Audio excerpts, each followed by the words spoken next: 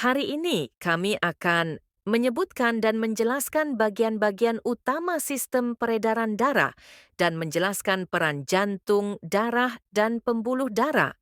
Sistem peredaran darah manusia fungsinya untuk mengangkut darah, oksigen, dan nutrisi ke seluruh tubuh. Tiga bagian utama dari sistem peredaran darah pada manusia adalah jantung, pembuluh darah, dan darah. Pertama, yang akan kita bahas adalah jantung. Jantung berfungsi sebagai pompa untuk mengalirkan darah ke seluruh tubuh. Jantung memiliki 4 ruang, 2 serambi, ruang atas, dan 2 bilik, ruang bawah. Fungsi jantung berdasarkan bagian. 1. Atrium serambi kiri. Atrium kiri berfungsi untuk menerima darah kaya oksigen dari paru-paru melalui vena pulmonalis. Setelah menerima darah, atrium kiri memompanya ke bilik kiri melalui katup mitral, bilik kiri.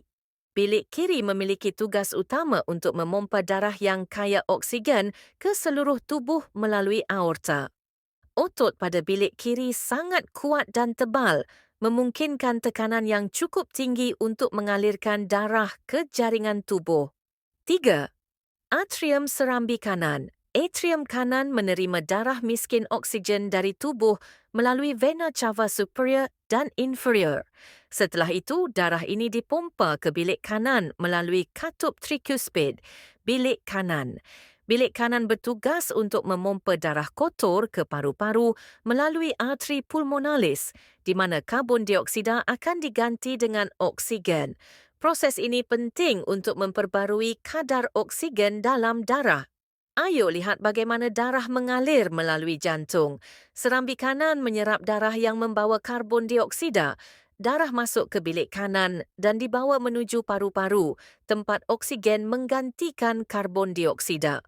Darah yang membawa oksigen dari paru-paru memasuki serambi kiri. Darah dipompa ke bilik kiri dan memulai perjalanannya lagi ke seluruh tubuh. Darah adalah cairan dalam tubuh yang berfungsi untuk menghantarkan hormon, nutrisi dan oksigen ke seluruh tubuh manusia. Darah kita memiliki 4 komponen utama loh. 1. Plasma 2, trombosit 3, sel darah merah 4, sel darah putih. Plasma adalah cairan kuning pucat tempat komponen lain mengapung di dalamnya. Trombosit berfungsi untuk menutup luka. Sel darah merah berfungsi membawa oksigen, nutrisi, dan partikel sisa. Sel darah putih berfungsi melawan penyakit dan melindungi tubuh dari infeksi jenis. Neutrofil, limfosit, monosit, eosinofil, basofil. Sekarang kita mengetahui jenis-jenis darah. Ada jenis golongan darah A, B, AB, dan O. Sekarang kita mempelajari tentang fungsi darah. 1. Mengangkut oksigen. 2. Mengedarkan sari makanan.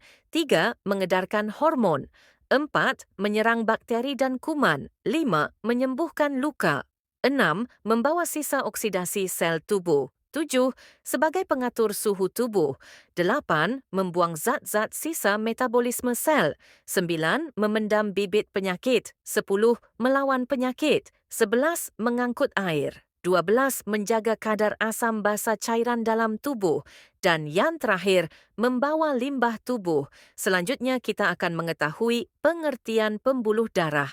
Pembuluh darah adalah bagian dari sistem peredaran darah yang mengedarkan darah ke seluruh bagian tubuh manusia. Jenis-jenis pembuluh darah. 1. Pembuluh darah arteri. Memiliki dinding paling tebal di antara ketiganya, memungkinkannya menahan tekanan tinggi yang dihasilkan oleh jantung. 2. Pembuluh darah kapiler memiliki dinding paling tipis yang memungkinkan zat seperti oksigen dan gula untuk dapat melewati dindingnya, masuk atau keluar dari darah. 3. Pembuluh darah vena. Tidak terlalu berotot dan elastis dibandingkan dengan arteri, sehingga darah dapat mengalir melaluinya dengan tekanan rendah. Memiliki katup khusus yang membantu darah mengalir satu arah. Selanjutnya, peran pembuluh darah, arteri, membawa darah dari jantung. Kapiler, membantu pertukaran zat di antara darah dan jaringan. Vena, membawa darah kembali ke jantung. Peredaran darah dibagi menjadi 2, yaitu peredaran darah besar dan kecil. Peredaran darah kecil adalah sistem peredaran darah kecil, disebut juga dengan nama sistem peredaran darah pulmoner. Sistem peredaran darah kecil mengalir dari jantung ke paru-paru dan kembali ke jantung lagi. Peredaran darah besar, iaitu sistem peredaran darah besar, disebut juga dengan nama sistem peredaran darah sistemik. Sistem peredaran darah besar mengalir dari bilik kiri ke seluruh tubuh. Yang terakhir ini ada beberapa gangguan atau penyakit pada peredaran darah. 1. Stroke. Penyakit pada peredaran darah yang juga sering menyerang adalah stroke. Penyakit ini dapat terjadi ketika salah satu pembuluh yang mengarah ke otak tersumbat oleh gumpalan darah atau pecah. Ini menghentikan aliran darah dan mencegah oksigen masuk ke otak. 2. Hipertensi atau tekanan darah tinggi adalah gangguan lain yang sering didiagnosis dari penyakit sistem peredaran darah. Di sini tekanan darah, sistolik dan diastolik, membaca tetap konsisten lebih tinggi dari tingkat yang direkomendasikan normal.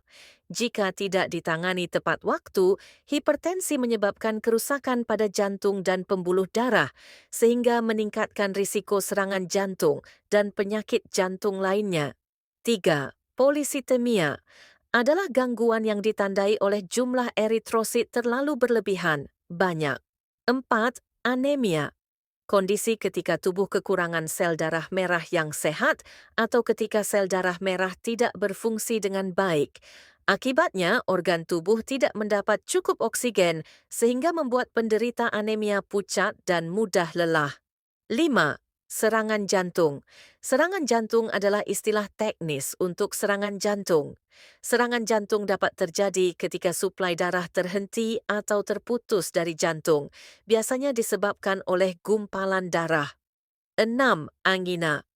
Penyakit pada peredaran darah yang pertama adalah angina yang ditandai dengan berat dan berulang ketidaknyamanan dada dan nyeri disebabkan karena kurangnya pasokan darah atau suplai oksigen pada otot jantung. Kesimpulannya adalah sistem peredaran darah membawa oksigen dan nutrisi ke seluruh tubuh sekaligus membuang kotoran. Jantung organ berotot yang memiliki 4 ruang. Jantung berfungsi memompa darah ke seluruh tubuh. Darah memiliki 4 komponen: plasma, sel darah merah, sel darah putih, dan platelet. Pembuluh darah memiliki 3 jenis: arteri, vena, dan kapiler. Pembuluh darah berfungsi sebagai saluran untuk darah. Thank you for watching. See you on the next videos.